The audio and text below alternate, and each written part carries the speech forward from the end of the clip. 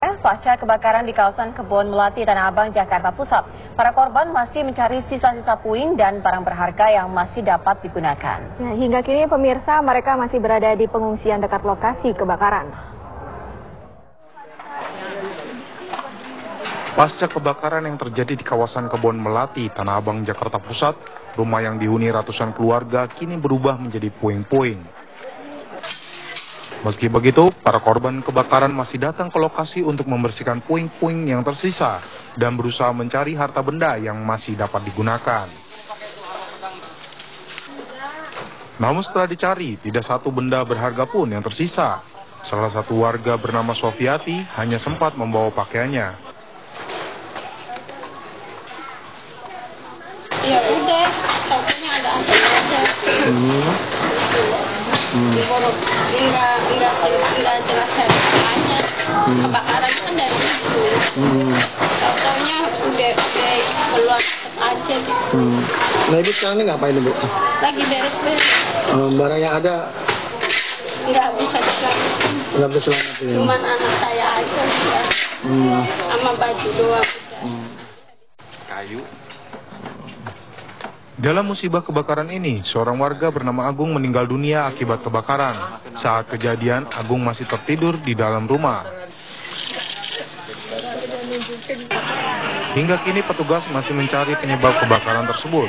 Sementara korban kebakaran lainnya diungsikan ke dua tenda besar milik Kodim 501 Jakarta yang berdiri di sebuah sekolah dasar dan lapangan kosong dekat lokasi kebakaran. Dari Jakarta, Asben Benef TV One mengabarkan.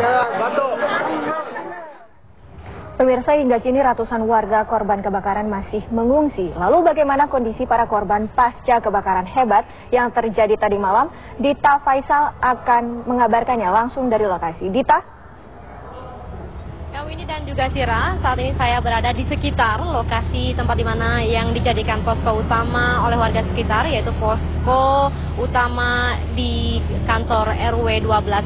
Nah, di lokasi ini ada sejumlah bantuan yang datang silih berganti dari donatur, yaitu mulai dari pakaian, kemudian juga saya melihat tadi ada air mineral dan juga makanan ringan lainnya. Dan khususnya untuk balita sudah ada popok bayi yang sudah disiapkan dan juga dikirimkan oleh para donatur, dan tentunya ini yang sangat dibutuhkan oleh masyarakat sekitar karena pada saat kemarin ketika kobaran api melahap seluruh rumah di RW 12 dan juga RW 14, hampir sebagian dari warga tidak bisa menyelamatkan barang berharga mereka dan mereka keluar dengan hanya berbekal pakaian yang ada di badan saja.